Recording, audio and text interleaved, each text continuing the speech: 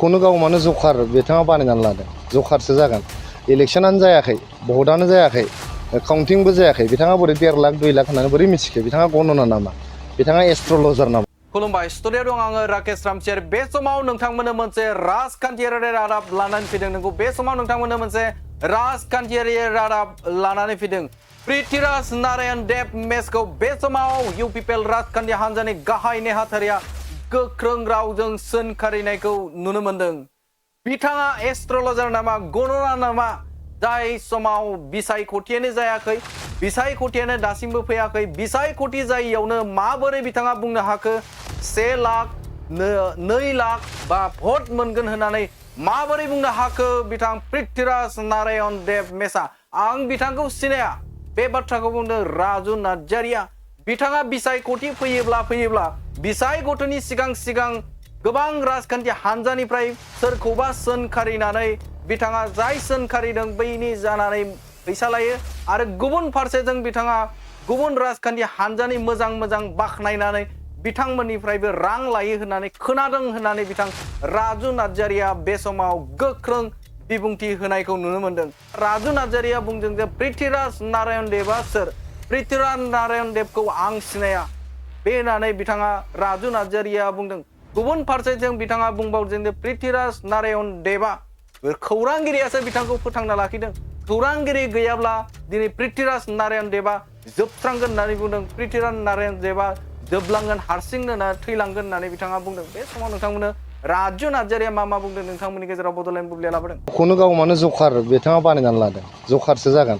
इलेक्शनानो जायाखै भटआनो जायाखै काउन्टिंबो जायाखै बिथाङा बोरै 1.5 लाख 2 लाख होननानै बोरै मिथिखो बिथाङा गणना नामा बिथाङा एस्ट्रलजार नामा एस्ट्रलजाराबोथ' बेखौ नायनानै मिथिनो हाया जे सोर बेसेबां भट मोनगोन जेबो नङा बिथाङा बे बिजनेस इलेक्शन फैबा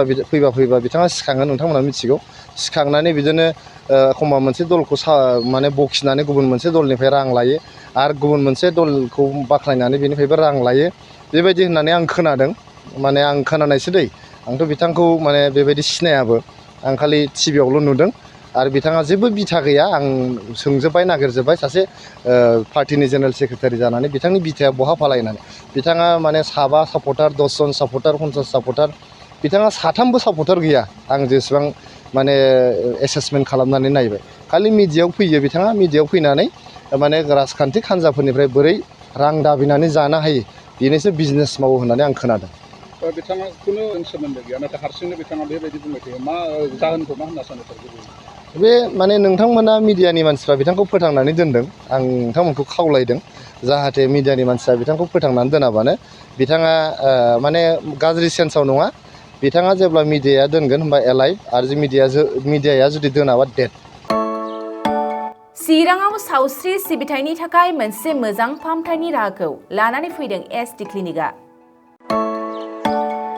आथिखालाव सुबुंनि देहायाव नुजाथिबाय थानाय डायबिटिस बेरामनि थाखाय मोजां फाहामथाय होयो एसटि क्लिनिकआ चिरां जिल्लानि SBI काजलगाव ब्रान्चनि लांगोनायाव फसंनाय एसटि क्लिनिकआव डायबिटिस बेरामनि अनगायैबो फाहामथाय होबावगोन लिभारनि जेंना आरो माखासे सरासनस्रा बेमारफोर बे एसटि क्लिनिकआव डायबिटिस बेरामनि फाहामथायखौ होगोन जर'खा फाहामगिरि डक्टर समिक देबा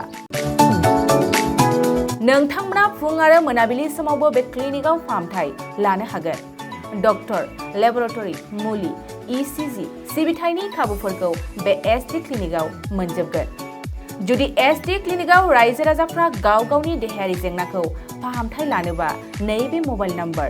7002293924 एबा 9954687336 आव थोंजों मुं थिसननो हागोन